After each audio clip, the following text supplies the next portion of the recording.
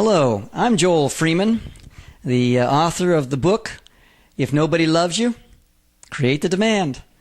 And it's a powerful jolt of energy and wisdom for any entrepreneur, and hopefully some wisdom lessons that come from this book will emerge in these vignettes. And I hope you enjoy this time together. This one I want to call how your personality impacts your entrepreneurial success. How your personality impacts your entrepreneurial success. Now here, we stop and think about this whole topic of success. And someone once told me a study was done. I don't know if a study was done or not, but it makes sense to me that 15% of success, however one defines it, financial career success, 15% of success has to do with technical competence, while 85% of success has to do with the way we interact with other people, our interpersonal skills. So you stop and think about it. If you go to school, and I hope you do, if you've not already gone, I hope you really have a hunger and a thirst for knowledge and education, because it'll stand you in good stead on any level. But 15% has to do with that technical competence. And so I want us to take a look at the 85%, the people side of the entrepreneurial pursuit, because we're all wired differently. We have different likes and dislikes and different ways that we view the same thing. And that's what kind of makes life so exciting. The spice of life. If you're married, you know exactly what I'm talking about. Opposites attract, then they attack. And it's part of the fun of being alive, of being around people that are different from us. And sometimes entrepreneurs have a hard time working with other people because on a team for a common goal. Because, when you wake up in the morning, if you don't make the phone call, if you don't send that email, if you don't make something happen, nothing's happening. And so everything depends upon you as an entrepreneur to get something going. And then when you start working with other people, and you're so used to being in charge, so used to making something happen, so used to that hot potato principle, you take the stuff out of your hands and put it into somebody else's, getting your task accomplished, that it's hard to bring people together that are built to do things on their own. Because it takes longer to explain it than it does to do it many times. And so it's hard to delegate. It's hard to kind of lean back and let somebody else finish something. And because it takes longer than you would do that it would take for you to do the same thing. So personality clashes and interpersonal issues are generally right at the top of the ladder of or the list of items of things that challenge people in an organization, because hopefully your entrepreneurial pursuit is going to grow. We're going to have to hire people, at least bring in independent contractors, and then you have to work with succession plan. You have to work with delegating. You have to work with letting people do something. Sometimes people blow it and they waste your money in the process. And so working with people, not killing their spirit, not hammering them, and not taking things from them and doing it yourself is a big part of this whole thing of success and multiplying yourself, if you will.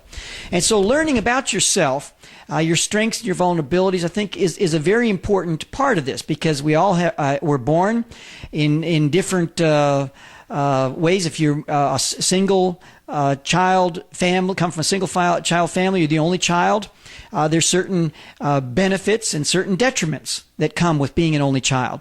If you are the firstborn, there's certain benefits that come with being firstborn, certain detriments. If you're a lastborn kid, benefits, detriments. If you're in the middle somewhere and saying, I'm looking for significance, there's so many different aspects. If you're a twin, all of that informs the way we function, the way we behave. But also there's that personality style, the way that we're wired. Some people are fast movers and some people are slow movers, and has nothing to do with intelligence. It has everything to do with the way we're wired. And it's all about learning about the whole issue of how we deal with problems, how we solve problems, how we respond to challenges in our lives. It's also about how we deal with people, how we interact with people, how we tend to try to influence people. And in sales, for instance, sometimes we can talk to a point where someone is ready to buy our service or our goods, and then we keep on talking ourselves out of a sale. They were ready to go, and then we talk too much. And so it's learning how we attempt to influence, and then the pace at which we go. And some people function at about 120 to 150 miles per hour. And they leave people in the dust. Even their clients are left in the dust. And then some people function at a very slow pace. But you know what? If I'm plowing a field, I do not want a Lamborghini or a Corvette Stingray. I want a tractor. But if I'm out on the racetrack, I don't want a tractor. I want a fast car. And so each one of us are wired to do things in different ways, and sometimes we have to modify our behavior and adapt our behavior. Now, the adapting of behavior happens if in a short period of time, if you're going to lunch with a client, you can adapt your behavior. If you're a fast talker, slow down the pace. It's not that you're talking down to somebody, it's that you're slowing things down because this person's a methodical thinker. And if you throw out 2 or 3 ideas, they're still working on number 1. And you're working on number 3 or 4, and they're still processing, and they're not with you at all. Even though they might nod their head and appear like they're with you, they're still working on number 1. And so it's just learning how to speak the language of other people, if you will.